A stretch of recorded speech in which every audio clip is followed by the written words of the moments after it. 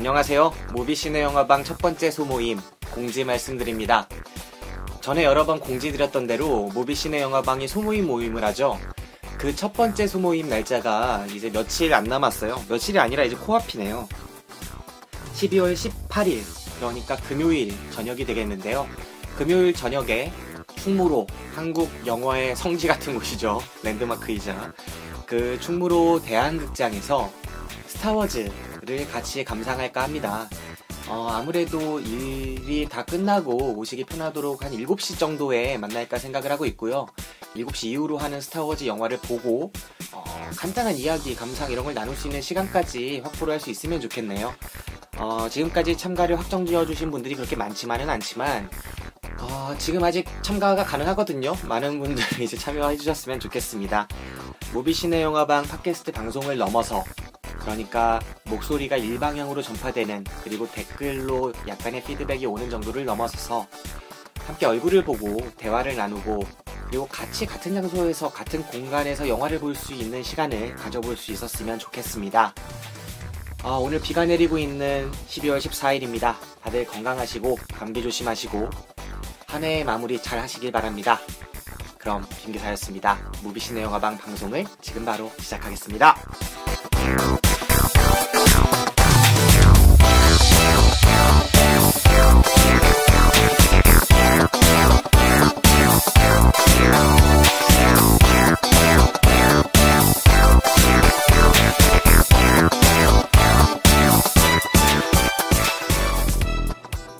더 쉽게, 더 즐겁게, 그리고 더.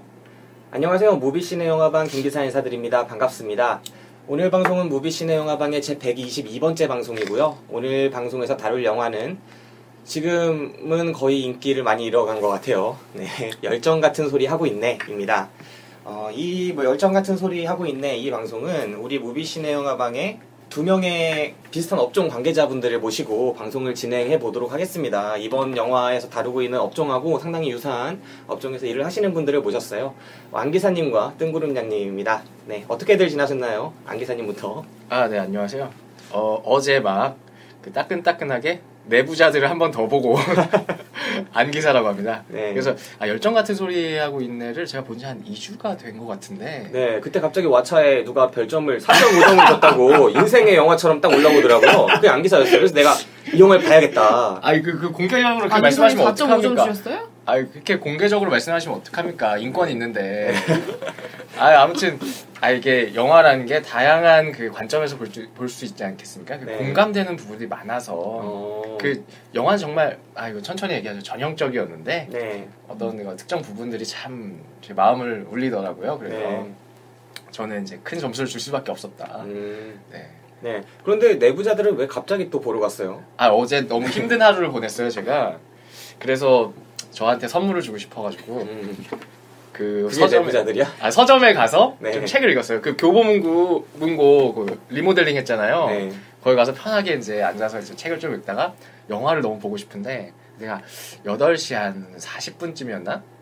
그래서 이제 좀 공짜표가 있어서 특정 영화관에 갔죠. 네. 근데 딱히 보고 싶은 게 없는 거예요. 시간도 맞는 게 없고. 그래서 내부자들이 있길래 한 번 더 보고 싶다는 생각이 들어서 마침 공짜표도 있고 해서 한 번 더 봤죠. 네. 어떤 부분이 새로웠나요? 지난번하고 감상이 뜬구름냥 소개 안 하나요? 아니, 한번 얘기해보세요. 그래요? 네. 저보다 뜬구름냥을 좀 반가워하실 분들이 많은 것 같아서. 아무튼 네. 영화 전반적으로 새롭게 이해한 부분도 있고 한데 그거 외적으로 좀 2가지가 생각나는데 그 영화 초반에 이강희하고 그 여당의 주력 그 대선 후보 네. 이석우 말고 강 누구였나요? 네네. 있었죠. 그 2사람이 만나죠, 처음에. 근데 중국집에서 만나요. 네. 과연 저기는 간장종지 2개의 그 중국집이 아닐까. 그런 아주 작은 부분과 하나는 이제 강서구인가요? 정치권을 대표하는 그 후보? 장서구 아니에요? 장서구인가? 아무튼 그 정치인이 그 문방세시 박종파를 만나서 네. 과거의 자기의 검사 시절을 회상하면서 그때 내가 다 잡아쳐넣었지. 위에 부장검사가 내가 잡아쳐넣었어. 막 이런 얘기를 하는데 기시감이 드는 거예요. 뭔지 잘 생각해봤는데 좀 나이 많은 어른들 만나서 네. 내가 운동할 땐 말이야 그 얘기하는 거랑 너무 똑같더라고요. 네네. 지금은 엄청난 지위는 아니지만 기득권에 들어가서 다양한 것들을 누리며 사는 분들이지만 후배들 만나서 추억팔이를 하면서 나 땐 말이야 막 여기 뭐 교문 뭐 이렇게 광화 뭐 시청 내가 저까지 점거했었고 뭐 어쩌고저쩌고 이런 게 생각이 나서 네. 아 이런 걸 한번 글로 써보면 좋겠다라는 생각했는데 오늘 또 마침 이런 자리가 있어서 네. 얘기를 하게 됐습니다. 네, 그렇습니다. 안 기사님은 잘 지내신 것 같고, 나중에 이제 안 기사님이 저희 무비시네 영화방 이제 신년부터 안화백으로 이름을 바꾸기로 했습니다. 그러면서 저희 그 DPS 무비시네 영화방과 MOU를 체결했어요. 아, 네. 그렇죠. 네, 앞으로 저희 댓글란에 안 기사님이 영화와 관련한 이렇게 매주 하나의 그림을 이제 올려드릴 겁니다. 그러면 그 그림을 보고 여러분이 맞추시는 거예요. 이 그림이 과연 어느 영화인지 아니면 어느 배우인지. 아니면 뭐 스크린샷일 수도 있고요. 네. 네. 제가 한번 그거 하나 못 맞추겠어? 하고 맞춰보려고 했는데 정말 못 맞춥니다. 이거.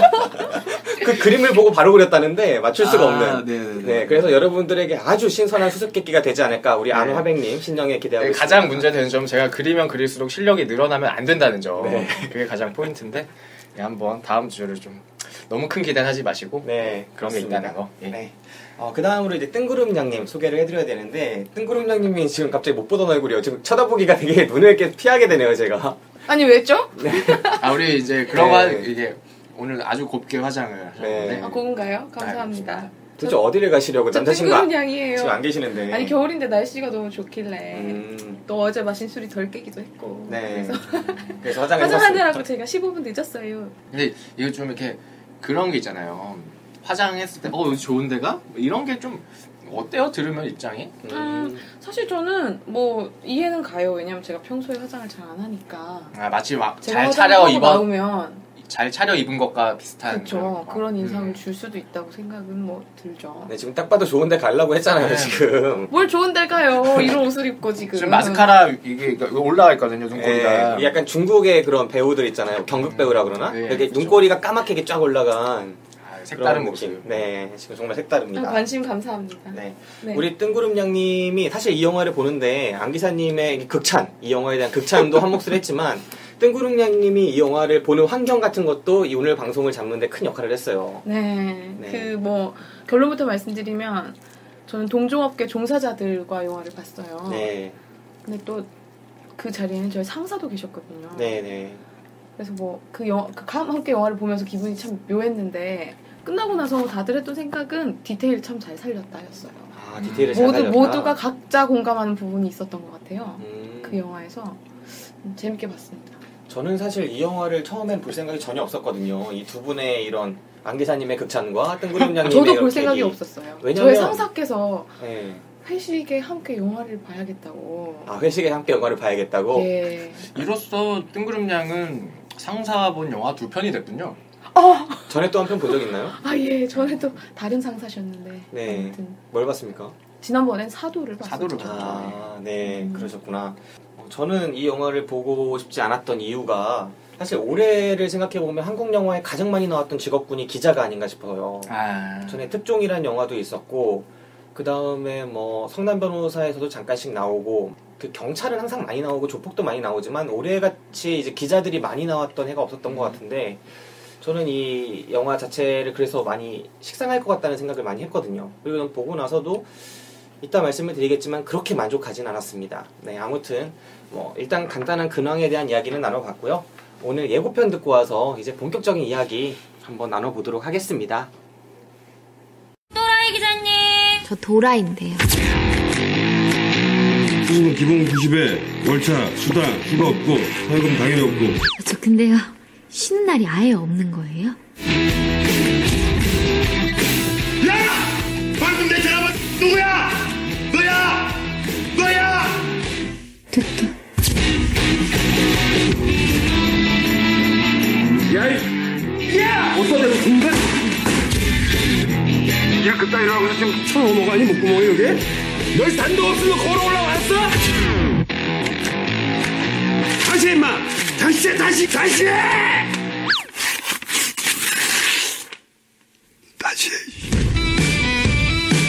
넌 지금 아는 게 하나도 없어. 지금은 네 생각, 네 느낌 이런 거 한 개도 필요 없어. 그 표정! 우리가 이런 데서 빠지면 쎄 빠지게 공부한 건 아니잖아.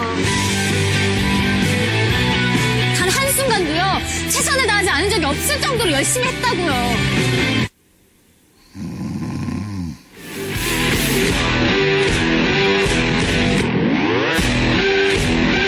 열정만 있으면 못할 게 뭐가 있어? 그깟 거지 같은 신문사 내가 떨어도 안 나갑니다. 뭐라고 지랄하는 거야? 내가 아프다 그런 줄 알아? 안 끊었어!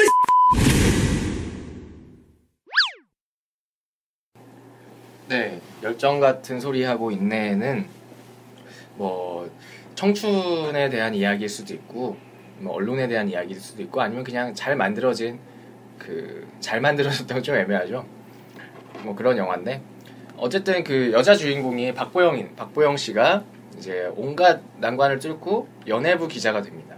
거기에는 부장이 한 분 계신데 정재영이죠.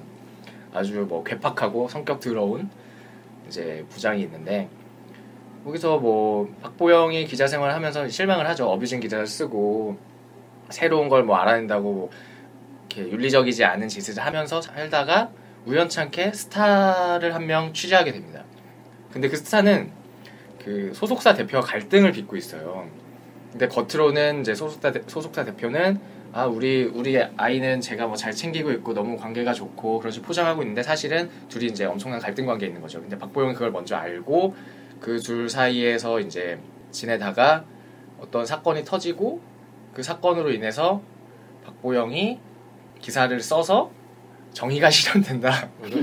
뭐 이런 내용인데. 좀 뭔가 진실 게임이 시작되고 그쵸. 거기서 결정적인 한 방을 박보영이 하는 그렇죠. 그런 내용인 것 같아요. 죄송합니다. 제가 영화를 본 지가 너무 오래돼서. 사실 지금 안 기사님이 설명해 준 게 대체로 맞는 것 같아요. 영화 속에서 박보영이 어떤 스포츠 연예 신문사에 들어가죠. 스포츠 연예 신문사 그런 거 많잖아요.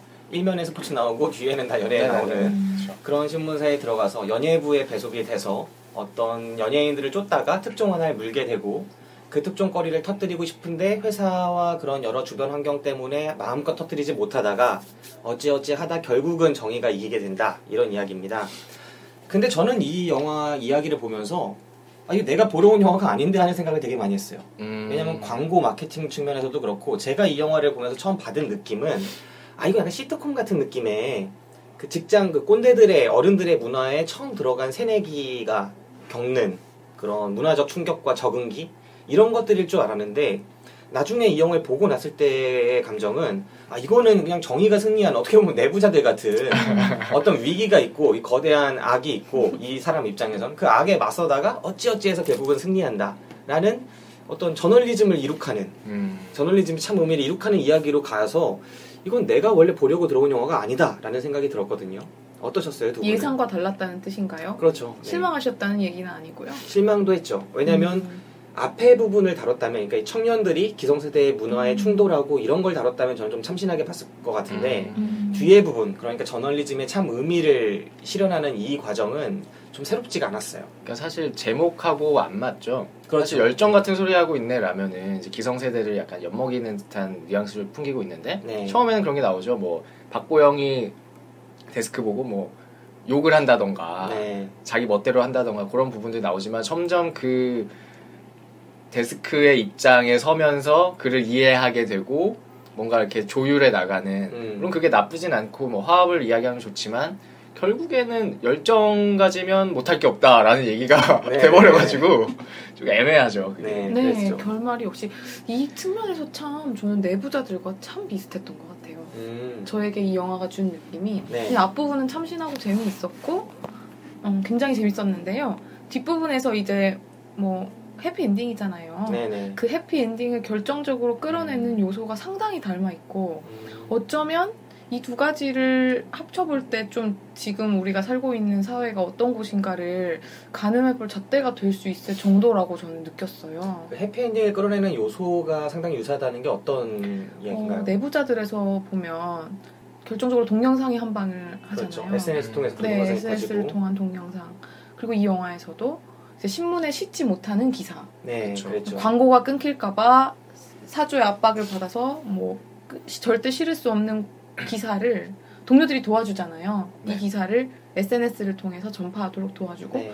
그게 결국 결정적인 한 방이 되어서 승리를 이끌어내는 내용인데 그 둘 다 뭔가 이제 기존에 우리가 이루지 못했던 정의를 어떤 새로운 뭐 새롭지도 않죠 이제는 SNS를 통해서 결정적인 한 방을 뭐 네트워크를 통해서 결정적인 한 방을 한다라는 건데 근데 둘 다 공통적으로 그 부분이 좀 고리가 약하잖아요. 네, 고리가 약하죠. 사실 내부자들에서도 그렇고 이번 영화에서도 그렇고 이걸로 될까? 그런 생각 하지 않으셨어요? 어떻게 보면 될 무책임한 것 같지가 부분이 않아. 있죠. 그쵸. 무책임한 해피엔딩을 부분이 끌어내기 있었고 위해서. 이해가 안 갔던 건데 내부자들도 보면은 제가 어제 봤기 때문에 생생한데 동영상이 퍼질 때 일시에 퍼지잖아요. 근데 그렇죠. 사실 그렇지는 그렇죠. 않거든요. 조금씩 이렇게 터지는 건데 네. 물론 그게 영화에서 축약될 수는 있겠죠. 그러니까 몇몇 사람에게 조금씩 퍼지다가 점점 이게 가지치기가 많이 되니까 이렇게 확 퍼질 수 있지만 근데 그 열정 같은 소리 하고 있네에서는 글을 올리기 시작해서 얼마 되지 않았을 때 뭔가 이게 엄청난 파급 효과가 된 건데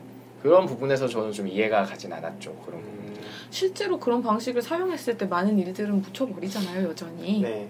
뭐 SNS를 통해 알리든 신문 기사가 되든 간에 결국에는 더 큰 힘에 의해서 좌절되는 것들이 많은데 이 영화 둘이 다 뭔가 그런 느낌이에요. 해피엔딩을 보여주고 싶은데 정말 방법을 알 수가 없는 거죠.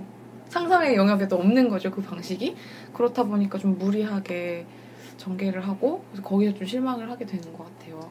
저도 이게 되게 무책임하다고 느꼈던 게 결국은 이게 대중들의 힘을 믿는다로 가버리는 거거든요. SNS를 통해서 퍼뜨린다는 게 가장 저는 실망스러웠던 부분이기도 한데 영화 속의 박보영의 그 포지션이라고 할까? 그 지향점이 명확하지가 않아요. 이 영화 속에 박보영이라는 이 도라이라는 이 연예부 초년생 기자가 하고자 하는 게 결국은 정의를 실현하는 건데 그 방식으로 어떤 걸 선택할지에 대한 고민들이 계속 있거든요.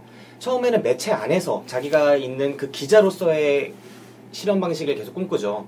그래서 부장하고 싸우고 이 기사를 왜 안 내보냈냐 싸우고 막 이런 식으로 하는데 결국은 이거를 실현하는 영화적으로 도라이가 이거를 실현하게 되는 방식은 그 매체에서 지면으로 그게 나가고 온라인으로 그 기자의 이름을 그 신문사에서 보내줘서가 아니라 동료들이 PC방 가가지고 막 SNS 커뮤니티 이런 걸로 퍼날라서거든요. 그러면은 결국 이게 그걸 통해서 승리를 얻었다라고 가면은 이거는 약간 기존 언론에 대한 해체 내지는 새로운 매체에 대한 가능성 이 측면으로 갈 수도 있었는데 그 부분에 지금 말씀해 주셨듯이 고리가 취약할 뿐만 아니라 마지막에 또 도라이가 결론부의 이야기를 잠깐 하자면 도라이가 마지막에 짐을 풀잖아요. 언론사 안에서. 네네. 그러면 다시 언론사 안에서 기자로서 돌아가는 모습을 보여줌으로써 약간 도라이가 결국에는 이 매체 안에서의 기자 생활을 계속 이어나가는 그러니까 되게 애매한 구조는 포지션이- 바뀌지 않은 거죠. 그렇죠. 구조 안에서 그냥 근데 그 부분에 대해서는 저는 좀 의견이 달라요. 저는 그게 참 자연스러웠다는 생각을 했어요. 왜냐면 저는 영화 설정상 되게 좋았던 게 도라이가 연예부 기자잖아요. 네. 막 어떤 사회부라든지 뭐 정치부라든지 기자였다면 좀 진부했을 것 같은데 이야기가 무거워지고 근데 가벼우면서도 어쨌거나 뭐 언론의 생리 같은 건 참 잘 보여주게 된 것 같아요. 연예부 기자였기 때문에. 저 도라이가 연예부에 와서 계속 고민을 하잖아요. 내가 뭐 하고 있는 거지? 어뷰징 기사를 쓸 때도 내가 뭐 하고 있는 거지? 라는 생각을 하고 실제로 팩트를 발굴해서 뭔가 큰 걸 터뜨릴 때도 내가 뭐 하고 있는 거지? 라는 생각을 해요. 이제 그렇지만 자신이 쓴 기사가 이제 막 파급력이 크고 그러면 또 달콤하죠, 그게.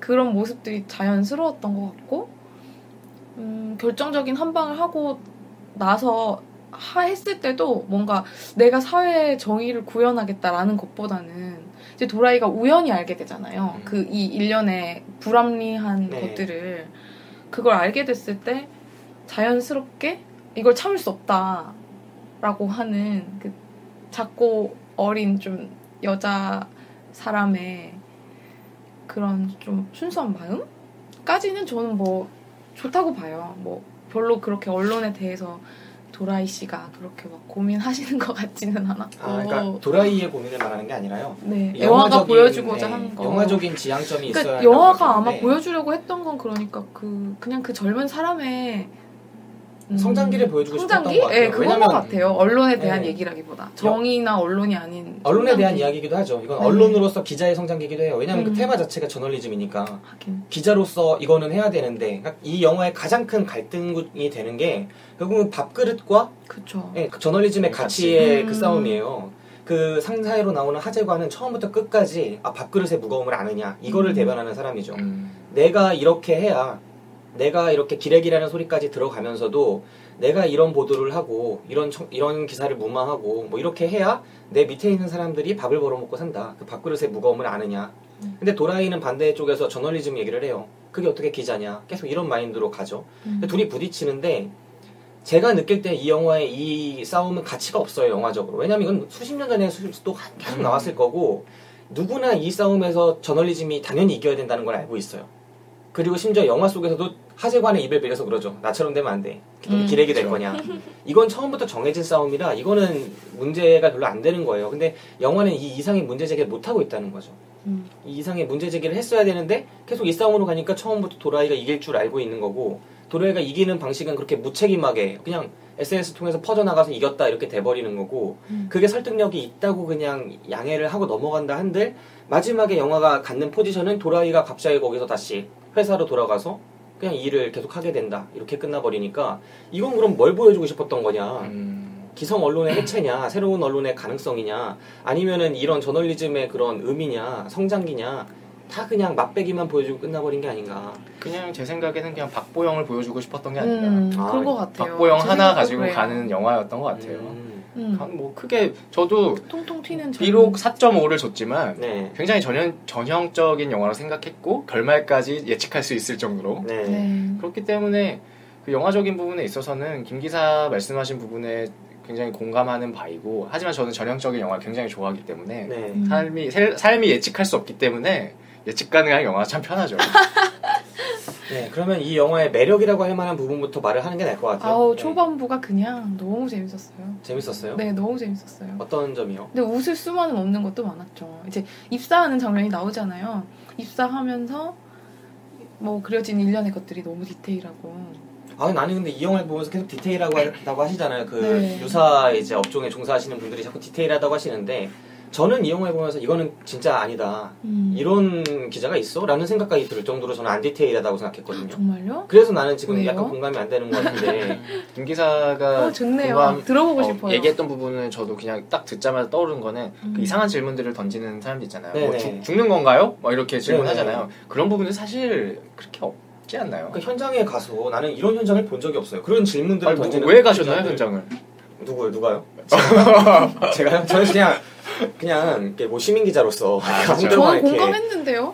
전 크게 진짜요? 공감했어요. 어떤 네, 그렇게 부분에서? 물어보죠, 당연히. 아, 그래요? 왜냐면 야마를 뽑아야 되니까.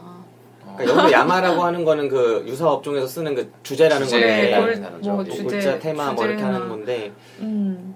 그걸 뽑아야 되니까 그렇게 물어본다고요? 너는 그렇게 물어보는 기자 본 적이 없는데요? 물어봐요. 그 우리가 사고 현장에 간다면 물어보지 않을까? 심각한 상황이니까 그렇게 물어볼 수 그렇게 있죠. 물어보죠. 이제 네. 단어가 그때 제가 기억하기로는 뭐 죽는 건가요? 뭐 이런 센 단어였던 것 같아요. 그러니까 말도 안 되는 것들을 물어봤어요. 그러니까 너 극단적으로 생각하는 죽는 건가요? 그리고 계속 따라가면서 뭐 몇 번째 뭐 발표가 몇 번째 뭐 이거는 코믹한 요소죠 뭐. 근데 제가 거 예전에 맞네요. 책을 하나 본 적이 있어요. 네. 기자에 관한 책, 기자분이 쓰신 거예요. 모 매체의 기자분이 이제 기자 지망생들을 위해서 쓴 거예요. 그걸 보면 일진놀이라는 게 나와요. 네, 혹시 들어보셨는지 모르겠지만 거기 정확히 기억나는 것만 얘기해 드릴게요.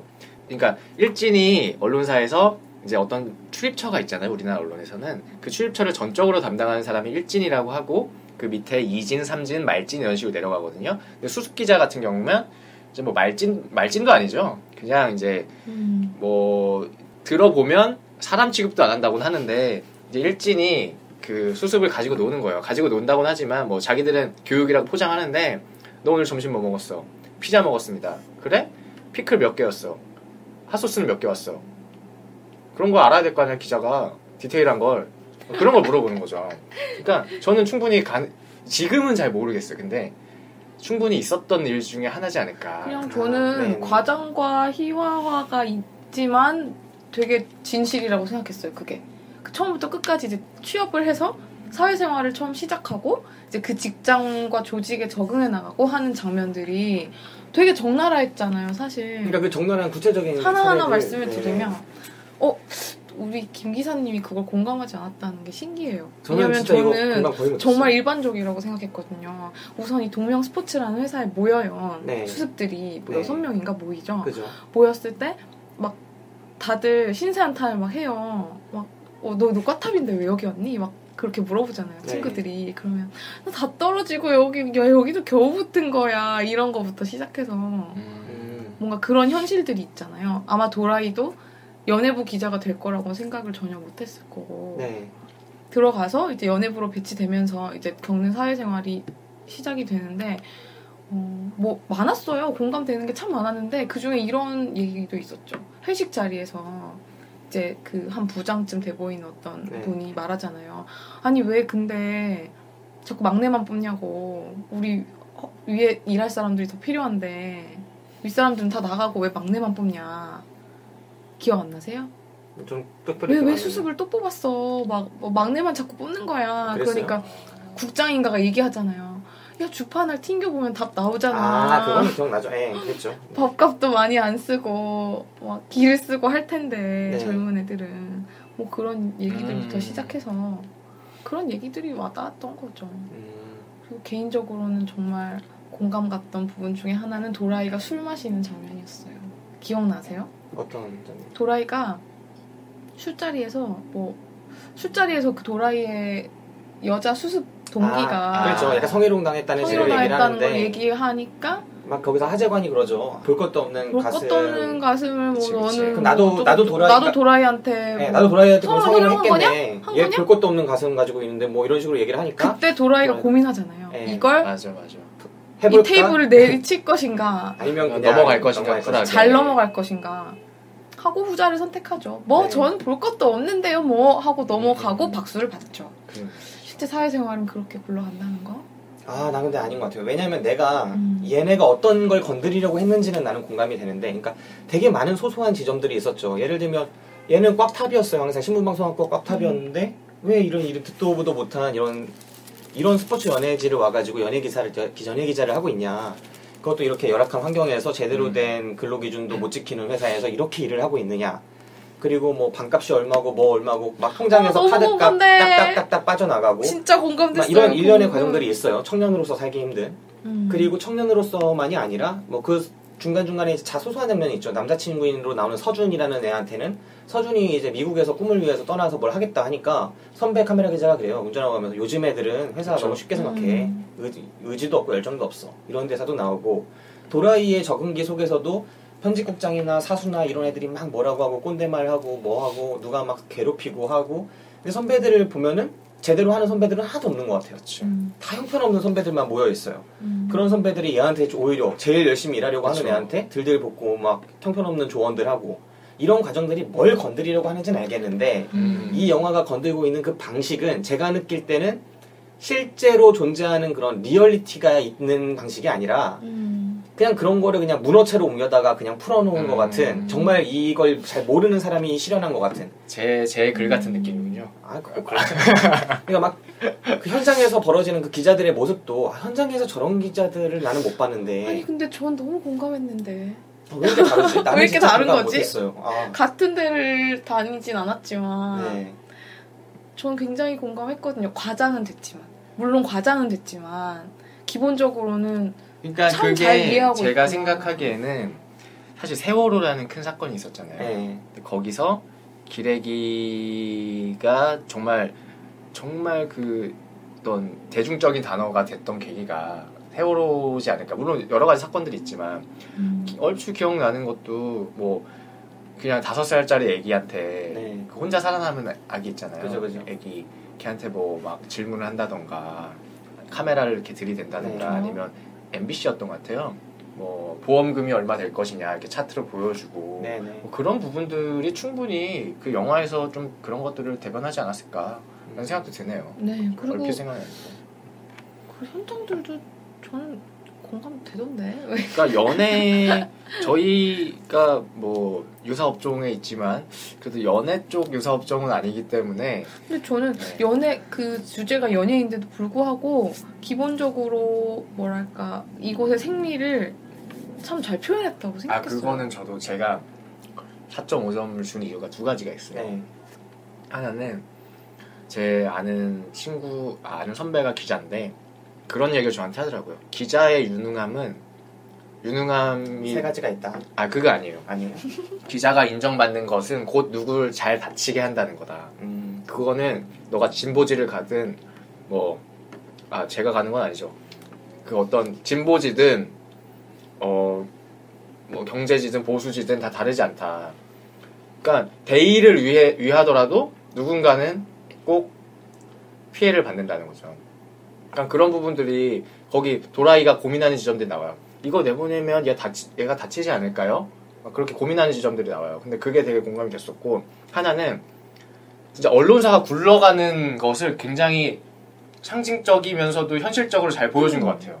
어떤 광고와 기사와 감원, 아니 뭐 사주의 푸시 네. 그쵸. 그런 것들이 너무 적나라하게 저는 나타났다고 생각을 해요. 사실 얼마 전에 기사 나왔잖아요. 한겨레가 가장 광고 의존도가 가장 높은 데가 삼성이다. 물론 이제 광고 규모는 가장 작지만 그런 것처럼 지금 모든 언론사가 굴러가는 게 사실 광고거든요. 아니면 유사 광고, 뭐 이제 포럼이라든가 네. 사실 그것도 광고죠. 그런 부분들을 표현한 게 너무 저는 인상 깊어서 그런 맛에 좀 재밌게 봤던 것 같아요. 나는 그런 체계, 그러니까 구조를 표현한 거는 어느 정도 리얼리티가 있다고 생각해요. 리얼리티라기보다 현실을 반영했다고 하는 게 맞을 것 같아요. 왜냐면 그 부분에서조차 그쵸. 리얼리티는 없었어요. 내가 느끼기. 근데 또 이 영화 자체가 네. 뭐 다큐도 아니고 작품 영화도 아니니까. 그러니까 내가 생각하는 이 영화의 가장 큰 문제는 기자를 이해를 못한다고 생각했는데 자꾸 여기서 이제 잘 느꼈다고 하니까 내가 못 느꼈다고 생각하는 건 적어도 나도 그 업종에서 일을 하지만 내가 내 주변에 있는 그런 사람들과 내 주변에서 내가 가까이에서 경험한 내 환경과 그리고 나의 경험을 비추어 봤을 때 이거는 기자가 아니에요. 난 이런 걸 현장에 본 적도 없고 경험한 적도 없어요. 근데 내가 그렇게 느꼈던 게 이 영화 속의 도라이는 내가 느끼는 기자의 가장 근본이 뭐냐, 기자의 본질이 뭐냐라고 생각하면 나는 취재에 있다고 생각해요. 기자가 기자로서 생활하는 가장 큰 포지션을 차지하는 게 취재인데 이건 기자가 나오는 영화인데 취재 부분이 어떻게 그려졌는지 보면 리얼리티가 바닥에 가까워요. 그리고 실제로 기자들이 취재를 열심히 안 하는 거 아니에요? 엄청 열심히 하는 기자들이 많이 있어요. 내가 생각하기엔 열심히 하는 기자들 되게 많아요. 근데 적어도 내가 아는 열심히 하는 기자들과 그런 사람을 봤을 때 이런 방식의 취재는 나는 본 적도 없고, 그 다음에 여기서 영화 속에서 나오는 그 취재라는 게 아주 그냥 우연히 겹치는 과정들을 통해서, 왜냐면 이 사람 내가 볼 때는 감독이 몰라요. 시나리오 쓴 사람이 기자를 모르기 때문에 취재를 어떻게 하는지도 모르고, 그래서 이렇게밖에 시나리오를 못 썼던 것 같아요. 맨 처음에 우연히 어떤 타사 기자와 타사 선배와 짜고 어떤 방에 숨어들게 되고 뭐 출입이 금지된 나 이것도 어이가 없었지만 영화니까. 그렇게 했을 때 우연히 겹치면서 그 사람과 인연을 쌓았는데 그 사람이 갑자기 어떤 제안을 하면서 거래를 하죠. 그 거래를 해서 그걸 잡고 어떻게 하다가 그게 계속 눈덩이처럼 불어나면서 결국은 어떤 서류 하나를 받고 위에서 이걸 이대로 보도를 해라고 하는데, 거기서 이름을 어떻게 보니까 마침 형제의 이름이라서 이름이 비슷하고 그런 이런 말도 안 되는 우연들이 겹치는데, 나는 과연 이런 취재를 이렇게 우연히 겹치는 이렇게 약한 선으로 그냥 이어가는 대신에 오히려 영화가 집중하고 있는 기자로서 보여주는 포지션이 뭐냐면 기사를 쓰는 모습이에요. 방 안에서 도라이가 그러네. 하루 밤을 새면서 저녁부터 아침까지 밤을 새면서 어떤 세미나룸 같은 데서 기사를 써면서 지가 형사인가 봐. 벽을 다 그냥 붙여놔. 대사도 나오죠. 정말 그 부분은 좀 이상했어. 네. 그러면서 아침에 막 기사를 딱 마지막 타이핑을 딱 끝마치자마자 고개를 쫙 뒤로 넣치면서 휴 하고 한숨을 쉬더니 갑자기 드르렁 하고 코를 골아요. 그리고 시간이 흘러서 아침이 되고 하재관이 딱 부장이 이제 거기 들어오면서 도라이가 써놓은 기사를 보고 이렇게 넘어가죠. 이 영화는 기자를 모르는 사람이 만든 거예요. 내가 볼 땐. 이거는 마치 기자의 업계를 모를 때 내가 생각했던 기자 같아요.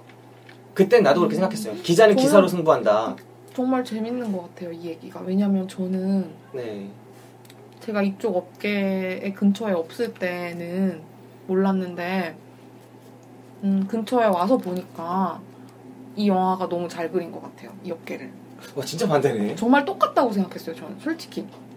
그러니까 그 도라이가 성공을 거머쥐는 그 과정은 분명히 과장됐고 우스운 부분이 많고 심지어 좀 오글거리는 데가 너무 많잖아요. 특히 그 부분, 그 가수가 나와서 감사합니다 기자님 할 때 네. 정말 거기서는 진짜 너무 오글거려갖고 그렇긴 했는데, 기본적인 생리나 막 그 기사거리를 가지고 거래를 한다든지 서로, 그리고 누구에게 뭐랄까요, 이런 기사를 써달라는 부탁을 받고 기사를 쓴다든지 하는 것들이 현실에 있기 때문에. 있긴 있죠. 네, 있기 때문에 저는 뭐 네, 비슷하다고 생각했어요. 그 도라이가 밤새서 그 기사 쓰는 그 장면은 좀 별로였는데 아무튼. 그리고 저는 네. 이제 김 기사에게 반론하고 싶은 거는 꼭 그럼 언론, 그러니까 그쪽에 종사하는 사람들이 느끼는 기자와 그 사람들 빼놓고 절대 다수가 방금 말씀하셨듯이 그 근처에 없을 때 본인이 이제 그때 느꼈던 기자의 모습과 비슷했다고 하잖아요. 영화를 만들 때 어떻게 만들어야 되냐? 정말 고증의 고증을 해서 만들어야 되냐? 아니면 대중이 원하는 걸 만들어야 되냐? 예를 들어서 그 와일드 카드라는 영화 혹시 형사 나오는 영화. 예, 제가 알기로는 그걸 시나리오 쓰신 분이 감독인지 아닌지 모르겠는데 정말 형사들 취재를 열심히 해서 썼다고 하더라고요. 그래서 모든 형사들의 공감이 불러일으켰지만 대중적으로는 실패했거든요. 저도 봤는데 근데 그 영화 상당히 나중에 비디오로서는 엄청난 명성을 얻은 그래요? 네, 컨텐츠로서는 엄청난 인기를 끈 명작이에요. 왕동근 나오는 그거 말하는 예, 한채영 나오는 저는 봤는데 그냥 그렇구나라고 봤는데 재밌게 보진 근데 저는 않았고. 그래서 이 업계 바깥에 있는 사람들이 이 영화를 어떻게 봤는지 너무 궁금해요. 왜냐면 저랑 같이 본 동종업계 종사자들은 전부 좀 비슷하다고 느꼈던 것 같은데 그래서 어떻게 얘기를 했냐면 제 상사는 근데 이거 우리가 업계 종사자라서 재밌는 건가? 다른 사람들이 봐도 재미가 있나? 이런 얘기 하더라고요. 근데 내가 지금 느끼는 게 어떤 업계 종사자는 느낄 것 같아요. 그러니까 업계 종사자 사이에서도 성향이 다 다르기 때문에 제가 같이 본 업계 종사자들은 이 영화를 이거는 기자를 아무것도 모르는 놈들이 썼네라고 생각을 했는데 지금 들어보니까 왜냐면 내가 지금 뜬구름님이 누구랑 봤는지를 알잖아요. 저도 그 업계 종사자 분들은 그렇게 보실 수도 있다고 지금 생각이 되네요. 갑자기. 그러니까 저는 이 영화가 되게 멀다고 느꼈지만, 그러니까 특종이라는 영화 보셨어요? 량첸살인기? 못 봤어요. 저도 못 봤어요. 그거는 제가 보면서 리얼리 이건 진짜 기자 잘하는 사람이 썼다라고 생각했어요. 그리고 기자를 고증을 되게 열심히 근데 제 했다. 생각에는 기자도 여러 가지가 있는 것 같아요. 그렇죠. 기자가 한 종류. 김 기사님이 생각하는 기자는 그러니까 그게 아니라 기자다운 기자인가? 기자다운 이걸 떠나서 나는 이게 아니다라고 틀렸다고 말을 하는 거예요. 이거는 리얼리티가 아니라 그냥 그걸 문어체로 옮겨서 이런 게 있대 하고 문어체로 옮긴 다음에 그걸 다시 영화로 구현하면서 실제가 뭉개져가지고 리얼리티가 안 산 영화라고 생각을 하는데 특종 같은 경우는 리얼리티가 엄청 살았다고 생각했거든요. 대사 하나하나 그 보여지는 모습들이 이건 진짜 현장에 이런 개판이야. 진짜 기자 이렇게 개판으로 돌아가. 이렇게 생각하는 느낌을 받았다면 이 영화는 와 이건 진짜 현장도 모르고 이건 막 희화하려고 했는지 아니면 모르고 했는지 어떤 부분이 구체적으로 그러니까 처음부터요. 그 병원에 막 몰려가서 기레기짓 하는 거나 하잖아요 그렇게 비슷한데 그렇게 하지 않는다는 그건 거죠. 기레기짓이 아니라 매일 일어나는 일이잖아요. 그러니까 예를 그 들어서 현장이 생기면 기자가 가는 건 가서 당연하고 근데 가면은 체계가 안 잡혀요. 네. 그래서 뭐 이렇게 디테일하게 얘기해도 될지 모르겠지만 제가 듣기로는 그때 이제 롯데 형제난이 있었잖아요. 네네. 신격호 회장이 우리나라에서 이제 한국으로 들어오면서 그때 이제 찍힌 영상을 뉴스 영상을 찾아보시면 알겠지만 기자들이 득달같이 달려들어가지고 진짜 위험해 보여요. 그렇죠. 네.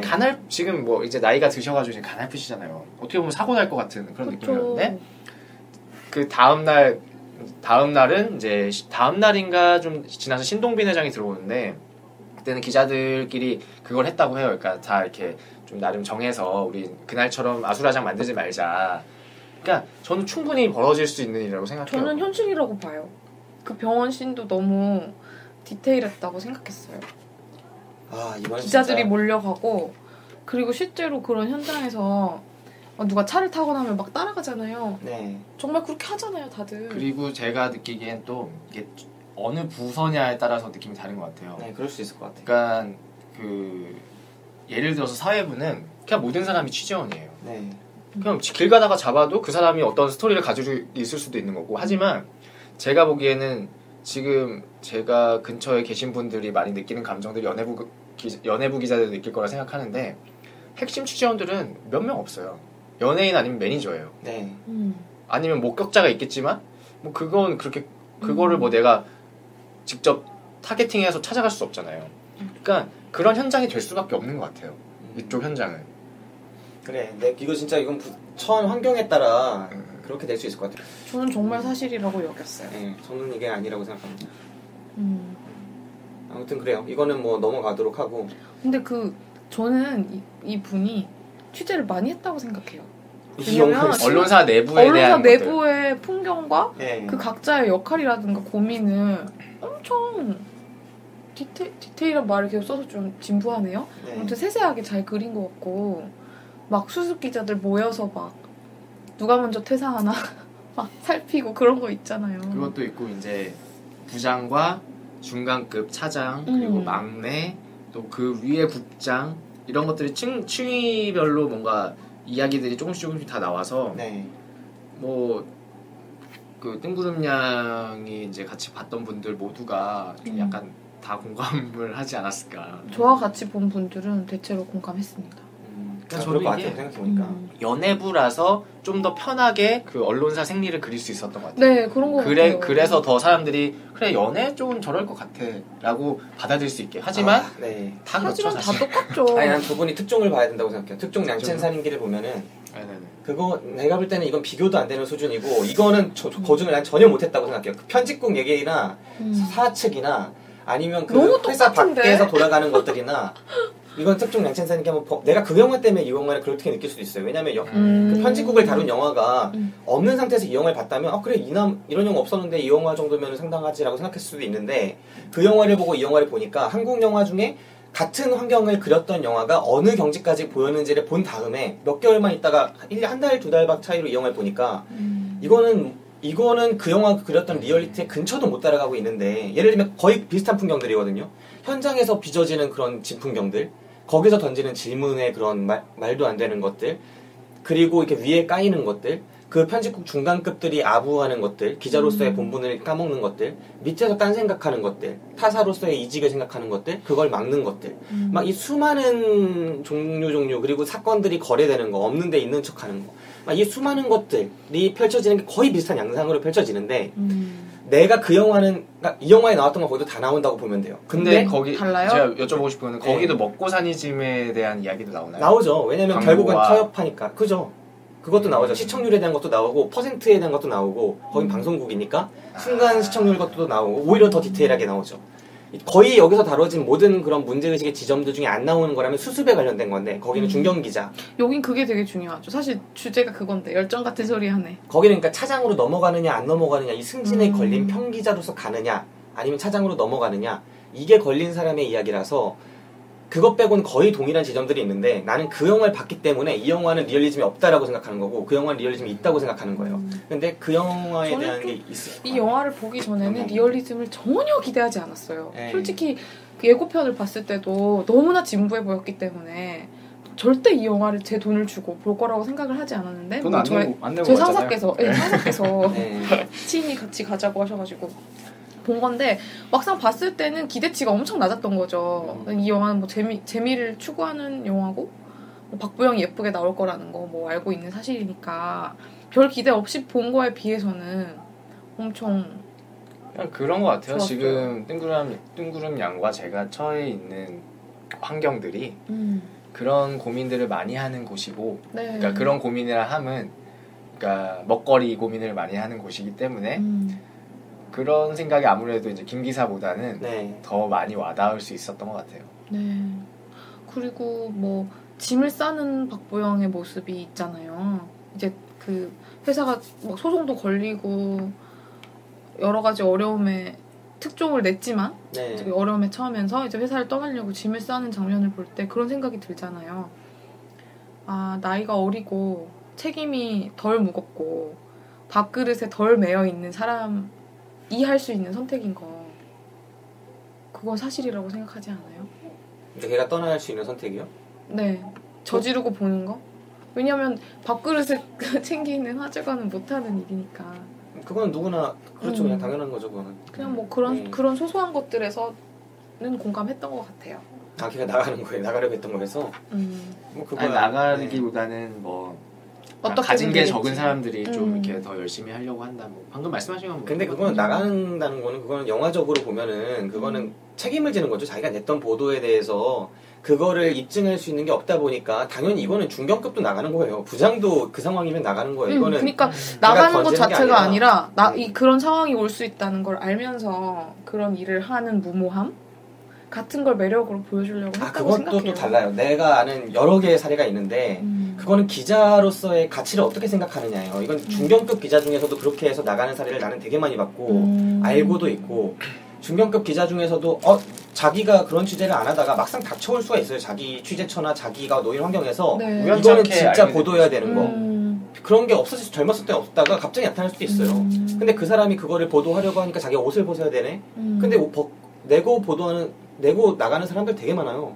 이건 밥그릇의 무거움 차이가 아니라 직업의 특수성을 내가 감당할 수 있느냐, 내가 그 저널리즘의 가치를 실현할 수 있는 만큼의 마음가짐이 있느냐 차이죠. 근데 그걸 안 하는 기자가 있다는 게 어떻게 보면 웃긴 건데, 특수 직종인데도 불구하고 대부분 안 하니까. 네, 안 하는 사람이 많으니까 그렇게 되긴 하죠. 네. 그리고 뭐 아무튼 그런 부분들이 있었습니다. 이거의 리얼리즘에 대한 이야기 한번 해봤고, 이 영화에서 그러면은 좀 좋았던 장면 이야기를 먼저, 이런 약간 디테일한 부분들 말고 한번 얘기를 해보는 게 좋을 것 같아요. 저는 없었습니다. 하나도 없으셨어요? 네, 저는 이거 진짜 실망스러움의 절정이었어요. 김 기사님 이렇게까지 얘기하는 거 처음 봐요. 네. 그 전에 들어봤던 것 같은데. 그런가? 저 앤트맨 때도 그랬고, 네네. 이 영화도 엄청나게 실망스러운 영화였어요. 네. 일단 좋았던 부분이 있으시면 그 부분 한번 들어보고 싶네요. 전 좋았던 거 많았는데. 네. 제 취향의 영화는 아닌 건 확실하거든요. 네. 근데 제가 좋았던 거는 캐릭터들이요. 그 사람의 특성을 다 잘 살린 것 같아요. 박보영도 그렇고, 근데 좀 정재영 씨 같은 경우는 그분의 매력을 좀 극대화할 수 있는 역할은 아니었지만 그래도 잘 하신 것 같고, 제가 되게 좋았다고 느낀 것 중에 하나는 또 그거였어요. 그 연예기획사 대표로 나오는 여자 배우 진경 씨. 네, 그분 연기를 정말 잘하시더라고요.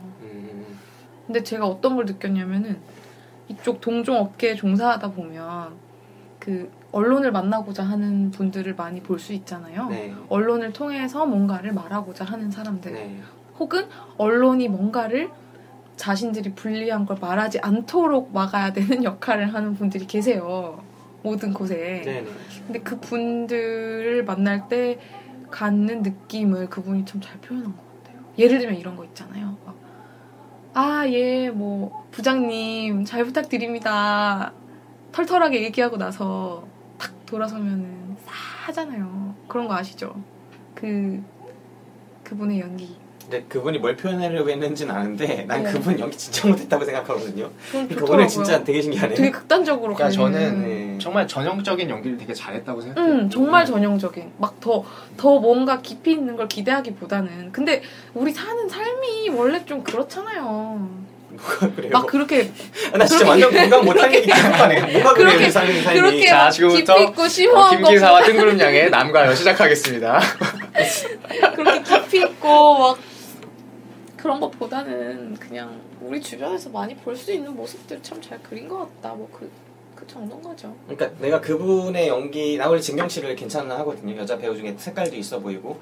근데 이 영화에서 그분이 나는 잘하시던데? 별로였다고 느꼈던 게, 저는 되게 좋았어. 그러니까 그분만의 문제는 아니죠. 이 영화에 나오는 모든 캐릭터에 대한 문제였던 것 같아요. 저는 이 영화가 가벼운 시트콤적으로 갈 게 아니라 마지막에 저널리즘으로 한 20% 이후부터는 완전히 회귀하거든요. 이 영화는. 근데 저는 이 영화가 저널리즘을 얘기했다고 생각조차 하지 않아요. 이 영화는 저널리즘의 얘기예요. 왜냐면 앞에 20분은 이 청년들의 거기에 적응기를 보여주는 것 같다가, 그 이후부터 이 영화의 가장 큰 테마가 그 밥그릇과 이 기자로의 싸움이에요. 젊은 애는 기자로서의 그거를, 그러니까 뭔가 정의감 이런 얘기를 하고 있는 거고, 그게 저널리즘이고, 그 다음에 위에서 얘기하는 거는 밥그릇의 무거움은 아니야. 이제 그거의 대립이 지금 주제인데. 제가 지금 얘기를 하다 보니까 제가 네. 깨달은 건데, 저는 이 영화를 저널리즘에 대한 영화로 전혀 보지 않았어요. 무슨 아까 제가 영화예요? 말씀드릴 때 이 업계 사정과 뭐 비슷하고 뭐 잘 그렸고 세세하다고 말씀드렸잖아요. 근데 그건 어디까지나 저널리즘이 아닌, 그러니까 한 직장과 그곳에 종사하는 사람들의 특성? 이런 것들에 대한 얘기였고, 저는 이 영화를 볼 때 그냥 하루하루 밥을 벌어먹기 위해 사는 사람들과 그것에 처음으로 뛰어든 젊은 사람, 그러니까 박보영 씨? 젊은 사람들의 얘기라고 그냥 생각했어요. 그러니까 비록 특종을 했는데도 불구하고 저는 이 영화가 저널리즘에 대한 영화라든가 진실의 추구에 대한 영화라고 생각을 하지 않아요, 지금도. 그러니까 그러면 이 영화 속의 갈등이 뭔데요? 이 영화 속의 갈등은 밥을 벌어먹기 위해서 하루하루 지루한 일상을 사는 사람과 뭔가 이 직업을 통해서 뭔가를 해봐야겠다고 하는 생각을 갖고 왔지만 네. 실망과 좌절을 하다가 그 과정에서 그나마 어떤 동기를 찾아서 뭔가 해보는 사람의 그나마 차이? 어떤 동기를 찾은 게 뭔데요? 뭔가를 알았을 때 네. 내가 해야 될 역할을 해야겠다고 생각하는 것이죠. 그게 그러니까 저널리즘이에요? 내가 저널리즘을 구현해야겠다가 아니라 네. 제 생각에는 이 분이 제가 말한 이런 주제를 구현하기 위해서 아주 좋은 뭐랄까요? 이걸 뭐라고 하죠? 좋은 상황 설정을 하신 것 같아요. 그러니까 연예부 기자라는. 네. 그러니까 저는 이 저널리즘이 메인 주제가 아니라 제가 말씀드린 그런 것들이 주제인데 이걸 구현하기 위해서 아마 이분은 많은 업계를 생각했겠죠? 대기업을 생각했을 수도 있고 예를 들면 그 미생에서는 윤태호 씨의 미생에서는 그 배경이 원인터내셔널이잖아요. 상사잖아요. 종합 상사. 근데 그 중에서 되게 좋은 배경을 선택한 거라고 저는 생각해요. 그러니까 이 기자라든가 저널리즘을 얘기하기 위해서 이걸 설정한 것이 아니라 그래서 제가 보기에는 박보영 씨가 거기서 기자가 아니라 뭐 다른 일 있잖아요. 뭐가 있을까요? 그냥 직장인. 우리가 소위 직장인이라고 하는 어떤 직장인이었어도 똑같았을 것 같아요. 예를 들어서 변호사. 이제 막 로스쿨을 졸업하고 막 꿈에 부풀어서 직장을 알아봤어요. 근데 자리가 없는 거예요. 그래서 뭐 지방 소도시에 있는 조그만 변호사 사무실에 들어갔어요. 갔더니 뭐 그 변호사 상사들은 뭐 아무도 그런 정의를 구현하는데 관심도 없고 그냥 뭐 적당히 타협해서 돈을 버는 데만 관심이 있고 이제 이런 상황을 마주했을 때 이루어지는 일들을 그렸어도 저는 똑같을 것 같거든요. 이게 다른 게 영화가 갈등이 제 생각에는 둘 다 똑같은 얘기를 하고 있는 것 같아요. 그러니까 뭐냐면 그런 영화를 만약에 뜬금냥이 얘기했던 영화를 둘이 같이 봤어. 그럼 이 사람은 김 기사는 사법 정의를 실현하는 영화다. 근데 이 사람은 그냥 먹고 사는 집에 대한 영화다. 그러니까 그랬을 것 같은데. 다른 이유가 뭐냐면 변호사도 지금 나는 예를 잘못 들었다고 생각해요. 일반 회사원과 네. 변호사랑 기자는 달라요. 그쵸. 변호사는 직업에 공익추구 의무가 들어가 있고 기자도 언론의 의무가 있어요. 이거는 특수직종이에요. 왜 특수직종이냐면 기자는 당연히 그 일을 수행함에 있어서 취재나 이런 것들이 위탁받은 거예요. 시민의 권리를 기자가 위탁받아서 행하는 특수직종이기 때문에 누리는 것들이 있어요. 그 취재라는 이름으로 남들이 못 들어가는 곳에 들어가고 남들이 못 물어보는 걸 물어봐요. 그게 알 권리의 헌법적인 가치를 기자가 대리해서 실현을 하는 거죠. 영화 속에서 분명히 말씀하신 대로 대립을 하죠. 원래 기득권이 아니라 원래 살던 대로 사는 사람들과 새로운 사람이 들어가서 난 이렇게 살고 싶은데 이건 이렇게 하면 안 되는데 하는 사람이 부딪히는 과정이 있는데 그 부딪히는 핵심적인 부분이 뭐냐면 나는 이거를 알았을 때 이렇게 해야 된다고 생각하는데 저 사람들은 그걸 막네? 라고 생각하는 게 문제가 되는 거고 그 뭘 막고 이걸 하는 게 그게 결국 저널리즘적 가치란 말이에요. 내가 아는 거를 이거는 당연히 기자라면 보도를 해야 되는데 이 사람들은 밥그릇이나 회사의 그런 원래 돌아가는 시스템에 의해서 이거는 당연히 묻으려고 하네? 이게 충돌하는 거잖아요. 그러니까 이게 내가 볼 땐 이게 당연히 영화의 주제일 수밖에 없는 거죠. 네, 같은 얘기를 하고 있다는 생각이 들고 저는 지금 충돌하니까. 중요한 걸 깨달았어요. 저는 별로 제가 솔직하게 제 의견을 말씀드리면 저는 그냥 기자들이요.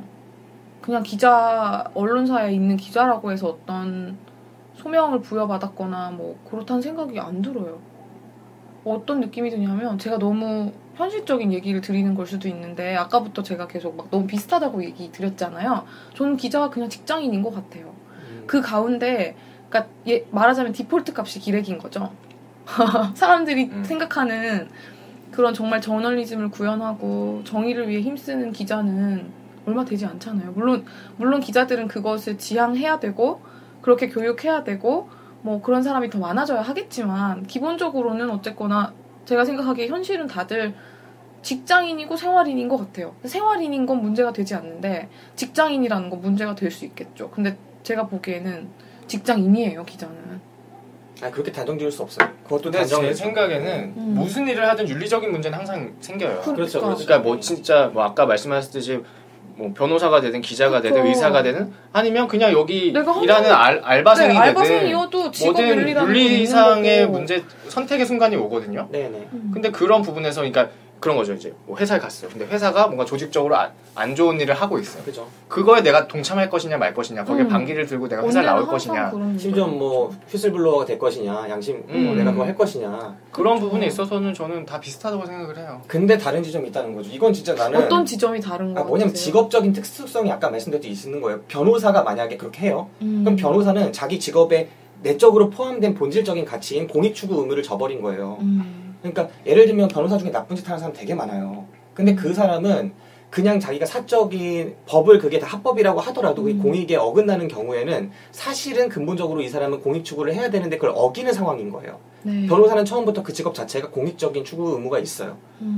그리고 반대쪽으로 예를 들어 보면은 지금 이 기자 같은 경우에도 기본적으로 기자는 그런 것들을 국민의 알 권리를 대리해서 수행하고 그 사회적으로 설계가 된 업무인데 이 사람들이 그렇게 그냥 직장인처럼 살아간다는 건 문제가 있다는 거죠. 네, 그건 문제가 있고 비난받을 소지가 있지만 어쨌거나 저는 기본적으로 기자라는 직업을 바라볼 때 너무 그걸 미화하거나 그러니까 뭐랄까요? 좀 너무 이상적으로 바라보지 않는 게 좋은 것 같아요. 그냥 이상적으로 바라보는 게 아니라 아까 이상적으로... 내가 반발한 건 뭐냐면 분명히 내가 말하는 기자가 많지 않을 거라는 건 나도 알아요. 근데 네. 아까 뜬구름냥이 말한 것처럼 기자는 직장인이에요 라고 해서 단정하는 거에 내가 반발을 하는 거거든요. 왜냐하면 그렇지 않은 기자들이 매우 많아요. 네. 분명히 자기의 생활적인 여건 속에서 생활인으로서의 압박, 직업인으로서의 그런 것들 분명히 다들 겪을 테지만 네. 나는 매우 많은 그러니까 사람들이 막 거의 자포자기하는 식으로 말하는 것처럼 그것보다 훨씬 더 많은 수로 노력하는 기자들을 알고 있고 네. 그 기자들이 어떻게든 발버둥 치면서 보도하는 모습들도 알고 있는데 기자는 직업인이죠 생활인이죠라고 하면은 어떻게 그렇게 단정을 지을 수 있는지 나는 되게 모르겠어요. 진짜 저도 생각해 보겠습니다. 좀 그런 것 같아요. 그래서 더 이게 리얼리티가 없다고 느꼈을 수도 있고 계속 리얼리티 얘기를 우리 하고 있군요. 네. 뭐 아무튼 사실 뭐 이 영화에서 그런 걸 별로 기대하고 다들 보시진 않을 것 같은데 그러네. 근데 이 영화에 별로 로맨스가 부각이 안 된 건 신선했어요. 그쵸? 로맨스 그러니까 저도 이게 여러 가지 반응들을 같아요. 봤는데 네. 그 유덕환이죠. 너무 좋더라고요. 유덕환 씨가 왜 나왔냐 존재가 뭐냐 물론 그 박보영을 살짝 이렇게 일깨워주는 네. 역할을 하긴 해요. 그런 롤이 있는데 진부할 만큼 네, 근데 그렇게 크게 부각되지 않았고 물론 뭔가 스토리가 있었을 텐데 잘렸을 수도 있는데 그걸 저는 김 기사에게 물어보고 싶었거든요. 남자친구의 역할이 뭐냐. 그 속에서 남자친구의 역할이라기보다는 캐릭터 전체적으로 했던 것 같아요. 류현경 씨 선배로 나왔던 타사의 선배인 네네네. 류현경 씨도 캐릭터가 엉망이에요. 왜냐면 류현경 씨 첫 번째 생각해보면 타사 기자인데 얘 도와줘요. 그치. 말도 안 돼요. 도와줬는데 얘는 거의 배신급의 행동을 하거든요. 그 부분 좀 이상했어요. 내가 볼 땐 박보영의 캐릭터도 저러면 엉망이에요. 정말 그러니까 이 두 명의 캐릭터가 그냥 처음부터 박보영은 거길 들어가야 되는데 감독이 생각한 게 그런 방식밖에 못 생각을 한 거고 그러다 보니까 박보영이 원래 이런 캐릭터가 아닌데 걔는 그냥 배신하는 거고 얘 도움으로 들어가는데 나눠주는 거 없고 그 정보를 자기 혼자 특종을 터뜨리고 특종 터뜨렸는데 또 아무 말도 안 하고 아무 말도 안 하고 그건 정말 그냥 이상했어. 실제로 그러면 정말 다시는 안 볼 것 그러니까 같지 않아요? 이 류현건과 박보영 캐릭터의 설정도 막 엉망이었을 뿐더러 배성우 씨도 그래요. 배성우 씨가 옛날에 삽자루였대요. 사회부의 삽자루로 판대는 끝까지 판다. 근데 지금은 밥벌이 때문에 여기서 이렇게 기죽고 있는 연예부 기자다. 근데 얘는 지금 아무것도 안 하는 걸로 나오고 아무것도 안 하는데도 불구하고 후배가 잘하니까 한번 열불내는 장면 같은 것도 나오고 막 이런 말도 안 되는 설정들. 캐릭터가 일관된 캐릭터가 없어요.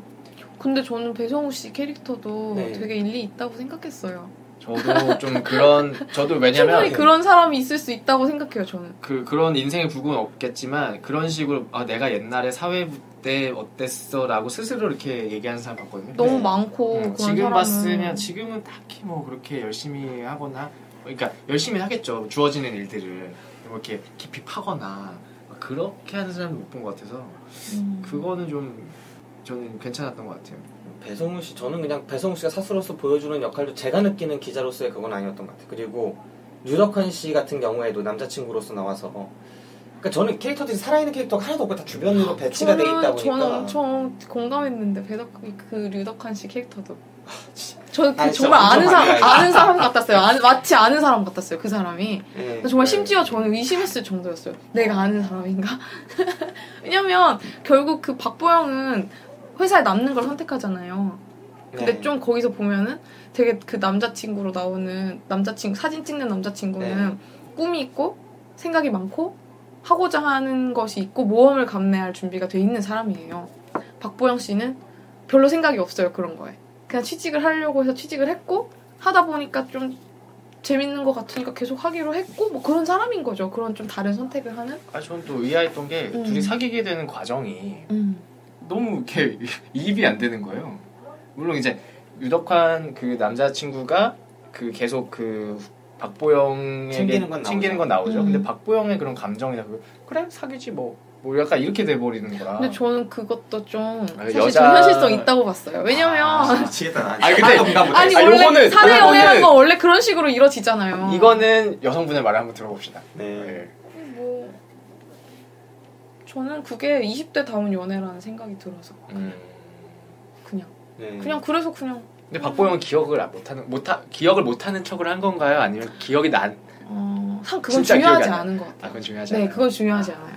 그러니까 내가 느끼는 거는 이 캐릭터가 어떻게 설정됐는지 나는 그 시나리오를 보면 다 이해할 것 같아요. 그러니까 결국 난 이 시나리오 보면 아까 영화 디테일 없다고 한 것도 디테일이 엉망이라 한 것도 시나리오로 봤을 때 난 디테일이 있었을 것 같아요. 내가 계속 문제 제기하는 거는 리얼리티를 부여할 수 있는 그 영상으로 옮겼을 때 그 연출에 있는데 이 캐릭터들 하나하나를 뜯어보면 다 있는 캐릭터고 이해를 한다고 하지만 그거는 내가 느끼기엔 본인의 머릿속에 있는 그런 거에 이 영화 속에 나온 거를 맞춰준 거지 않나. 그러니까 이런 캐릭터 나왔을 때 쟤는 내가 이해를 해준 거죠. 얘는 이런 캐릭터니까 저럴 수 있어 라고 한 거 아닌가. 근데 내가 느끼는 잘 연출을 하는 캐릭터 같은 거는 적어도 그 캐릭터만의 디테일이 있어야 된다고 생각해요.